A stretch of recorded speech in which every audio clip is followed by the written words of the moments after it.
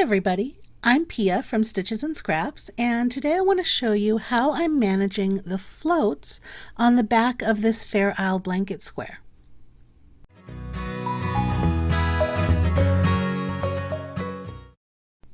If you're not familiar with Fair Isle knitting, it's a color work technique where you work with multiple colors, usually just two, but sometimes you can use more, at the same time.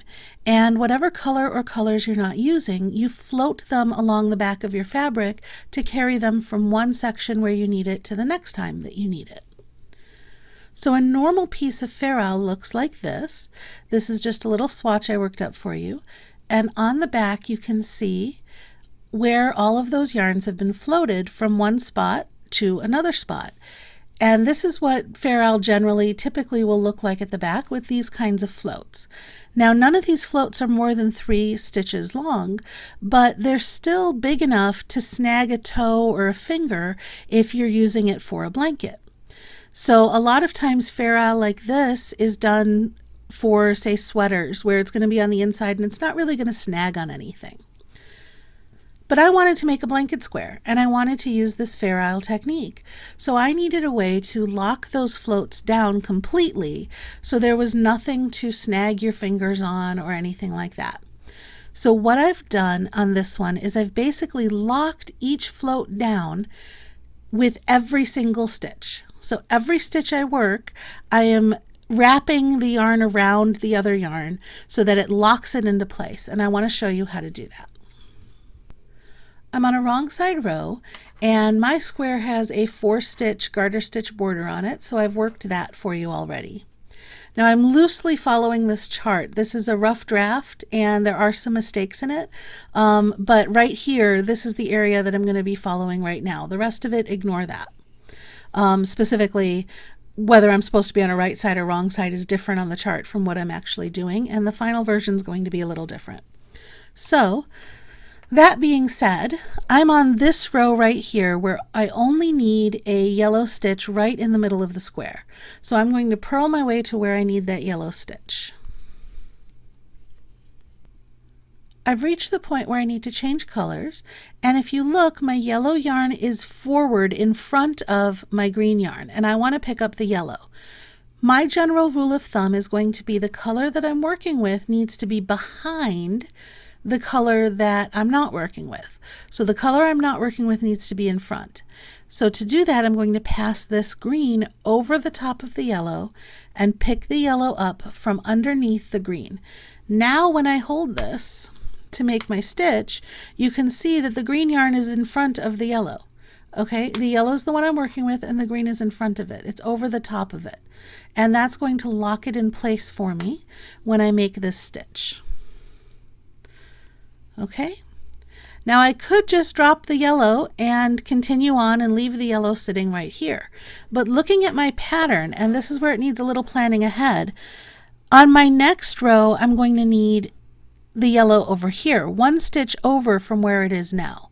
So I want to move the yellow over 1 more stitch. So again, my rule of thumb is that the color that I'm working with needs to be behind. And right now the color I'm working with is behind. The green is behind the yellow, so I'm good. Okay, so I'm going to make my next stitch. Only now my green is in front of the yellow. Do you see that? The yellow is behind the green. So I need to cross it over again, over the top always, okay, and pull my green out from underneath it. And that is going to move this yellow yarn over 1 more stitch and lock it in place. So you can see I really do still have floats. I have these tiny little floats sitting here. The difference is that I'm locking my floats down every single time I make a stitch to get my yarn to where I want it to go. Now my yellow is where I want it to be. It's 1 stitch away from where it was. So I'm going to go ahead and finish this row out in the green. I finished that row and I started the next row. I've worked it all the way up to the next stitch that I want to make yellow, because in my pattern these 3 stitches are now going to be yellow, and I've reached that these 3 stitches here are going to be yellow. Now notice, because we moved our yarn before, you can see it peeking through there. Our yellow is right where we need it to be. It's right up against this stitch. So I'm ready to switch. I'm going to work this stitch in yellow, okay? Now look at the back here. If I pick up the yellow's in front of the green, and that goes against my rule. The green always has to be in front of, or not the green, but the yarn that we're not using always has to be in front of the yarn that we are using. So I'm going to pass my green over the top again, hold it in place there, and pull my yellow out from underneath. Now my green is in front, and it's going to get caught in the stitch when I make my yellow stitch. So here we go, yellow stitch. Now let's look at my ends again. The green is now in the back, so I again need to pass the green over the top of the yellow, pick up the yellow from underneath. See how I'm wrapping that green around that yarn before I make my stitch? And I'm going to keep doing that every single time I make a stitch here, okay? So now it's come over the top. I'm doing another stitch. And I'm ready for another one, but again, now my green is at the back, so I need to take it and wrap it over the top of the yellow to twist it up over the yellow. Oops. There we go. It's over the top. It's hanging out in front. Now I can make my next stitch. And what I've done here is with every yellow stitch, if I can just move this out of the way to show you, with every yellow stitch, I've gone and wrapped a little bit of green around the stitch. So the green yarn is being passed forward to the next time I need it, one stitch at a time. It's being twisted around every single one of those stitches. So now let's look at our pattern again and see where we need to end up for our next row, because we always have to look a row ahead for this, okay? So I've just done these 3 stitches. Now in my next row, I need to be 3 more stitches past that. So 1, 2, 3, I need to get my yarn all the way to here, my yellow yarn, in order for it to be where I want it for the next row. So I'm going to switch to green, and I'm going to continue passing the yarn across until I get to these 3 stitches. So now when I pick up my green, the yellow is in front. Yellow's in front, green is behind. That's perfect. That's what I want. So I pick up my green and I make this green stitch. Now when I go to make the next stitch, let's look at our yarns. The yellow is behind, so I'm going to pass the yellow over the top of the green and finish this stitch. And then for my next stitch again, see the yellow's behind, so I'm going to pass the yellow over the top of the green to finish this stitch. And yeah, it's basically just twisting the yarn around itself with every stitch. So now I've got my yellow where I want it almost, okay? I actually don't want the yellow at the end of this second stitch. I want it all the way at the end of this stitch. So I'm going to go ahead and pass it over one more time just to get it really where I want it to be. And then I'm going to do this stitch and continue on to the end of the row. And now you can see this yellow yarn is right here ready for me to pick up on my next row. So now my rest of my row is just green, so I'm going to continue on to the end of my row. I finished that row, I've come back on the next row, and I'm right where I want my yellow to be. And now I'm on the wrong side again, so I'm purling. But let me show you what we did on this row here. You can see this little yellow yarn peeking through all of these stitches, right? And when I did the yellow stitches, you can see the little bit of green yarn peeking through. That's what we want. That yarn, let me zoom in a little bit, that yarn is twisted over every single stitch to carry it along nice and neatly across the back. And yes, it gets a little bit tedious for larger projects, but it's great for something like this where it's going to be a square for a blanket and I don't want anything that can snag. The other thing that you might wonder is, with all this twisting, are my yarns going to get twisted at the ball end? And the answer is surprisingly not as much as you think. Yes, there will be a little bit of twisting, but because sometimes I'm twisting this way and sometimes I'm twisting that way, it actually tends to even out and they're not nearly as twisted as you think they would be. So with that said, let's continue. I need to switch to yellow here. So now let's look at my yarns. The yellow is in front. That's not what I want. So I'm going to cross the green over, pick up the yellow, and you're always crossing over the top so that the yarn you pick up is always coming from underneath the other yarn. Do one yellow stitch. My yellow's in front again. That's no good. So I'm going to cross the green over the yellow again and finish this stitch. And let's see my pattern here. I need 3 yellows, so I'm going to do one more yellow. Again, I've got to cross the green over the top of the yellow, pick up the yellow, and finish this stitch. Now I need a green stitch. So let's drop our yarns and look. The green is at the back. That's where I want it to be, so I don't have to cross anything right now. I just make my green stitch.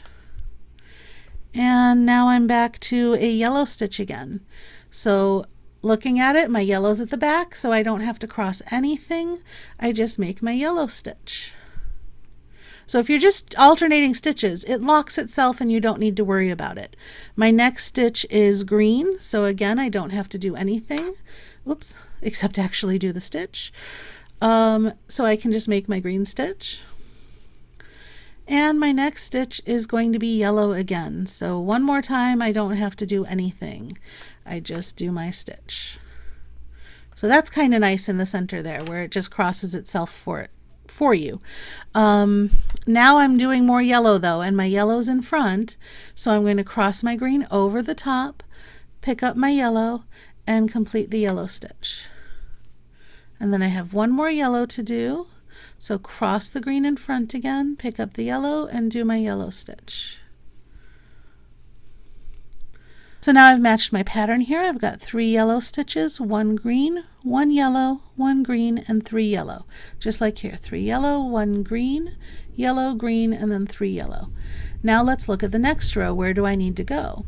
Well, I need to go out 2 more stitches. So I'm going to carry this yarn for 2 more stitches. My next stitch is green. My green is behind, my yellow's in front. I'm good to go. I can just make that stitch. For my next stitch though, the yellow's behind, which I don't want, so I'm crossing the yellow over, and then I can work my next stitch. So that's 2 stitches, but I want the yellow to get all the way to the end of that, so I'm going to cross it one more time and then work my last green stitch here. Well, not the last green stitch, but the last stitch where I'm carrying the yarn. So now I've carried the yarn all the way to the end of this stitch, so it's all the way lined up between these 2 stitches right here, and I'm ready to just finish out my row. Okay, and again I've worked up to where I want to start changing color, and you can see where I passed the color over the last time, so it's time to start changing color. I'm going to switch to yellow, which means I take my green and I pass it over the top and pick up the yellow from underneath and do my knit stitch. And then on the next stitch, again, take that green, pass it over the top, and do my next yellow stitch. And then for my next one, the green's in the back, so I got to cross it over and do another yellow stitch. And I can just finish out the row, and it's pretty much the same thing we've been doing all along. I do want to show you one quick thing though. Supposing I needed, and I don't for this pattern, but supposing I needed to move the yellow instead of forward a few stitches, suppose next round I needed the yellow to be back a few stitches. Let's pretend I need the yellow to start here for the next row. Okay, so let me finish out this row and I'll show you how to do that. I've reached where the yellow tail is, and I want to continue. So now I see both tails, so I'm going to start following my rule of making sure that the one I don't want is in front. So right now I'm working with green, so my other color is yellow, and right now my yellow tail is in front. So I'm good, right? My green is behind the yellow. So I'm going to just go ahead and work this stitch like normal. But now my yellow tail's at the back and I need to move it, so I'm going to twist it over and work my green stitch. And now my yellow tail is at the back again, so I'm going to twist it over and work my green stitch. Okay, now I'm ready for a yellow stitch, and my yellow stitch is behind the green, or my yellow tail is behind the green tail, so now I can just work my yellow stitch like normal.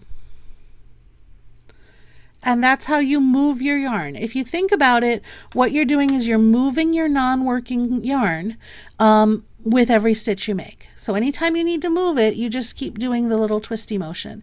And as long as your working yarn is coming from behind the non-working yarn, you should get it nice and twisted like that. So that's how I manage floats when I want the back to be nice and solid without any actual floats showing. I would say this is Fair Isle without the floats, but the floats are there. We're just tacking them down every single time that we make a stitch. And that's all there is to it. Thanks for watching.